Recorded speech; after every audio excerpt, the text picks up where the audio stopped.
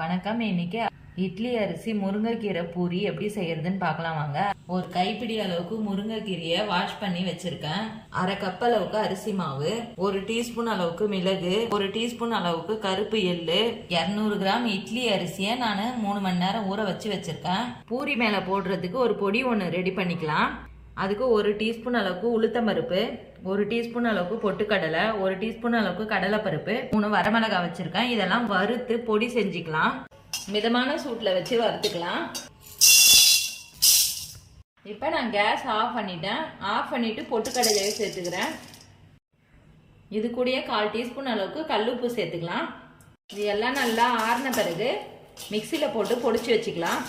Mixie ஜாரில் போட்டு பொடிச்சிட்டேன். இதை ஒரு பாத்திரத்துக்கு மாற்றிக்கலாம். தண்ணி இல்லாமல் நான் மிக்சி ஜாரில் சேர்த்துருக்கேன். இதை ஒரு வாட்டி அடிச்சுட்டு இது கூடயே இட்லி அரிசியை சேர்த்துக்கலாம். இப்போ இட்லி அரிசியும் சேர்த்துக்கிறேன். கொஞ்சமாக தண்ணி சேர்த்துக்குங்க, ரொம்ப தண்ணி ஊற்றிடாதீங்க. இந்த அளவுக்கு நைஸாக அரைச்சி எடுத்துக்கங்க. இதை ஒரு பாத்திரத்துக்கு மாற்றிக்கலாம். தேவையான அளவுக்கு சால்ட்டு சேர்த்துக்கலாம். மிளகை தூள் பண்ணி சேர்த்துக்கலாம். அரிசி மாவு சேர்த்துக்கலாம். கொஞ்சம் கொஞ்சமாக சேர்த்து பிசைஞ்சிக்குங்க.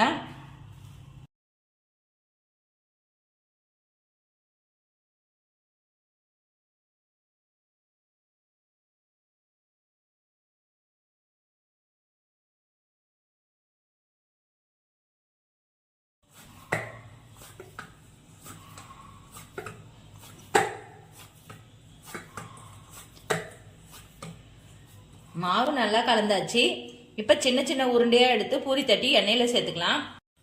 ஒரு காட்டன் துணி கட் பண்ணி எடுத்திருக்கேன். இதை நல்லா ஈரம் பண்ணி எடுத்துட்டு சின்ன சின்ன உருண்டையா இதில் தட்டி பூரி சுட்டி எடுத்துக்கலாம்.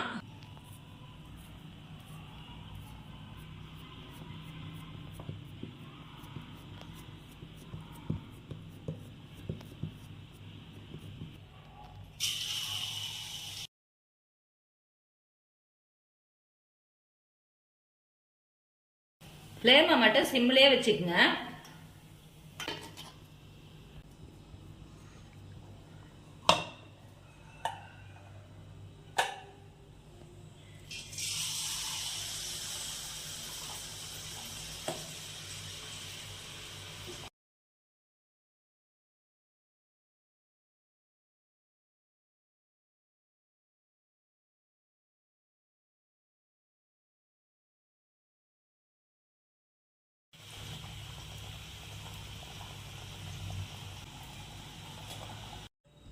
இப்போ பொடிச்சு வச்சிருக்க இந்த பொடியை மேலெல்லாம் தூவிக்கலாம்.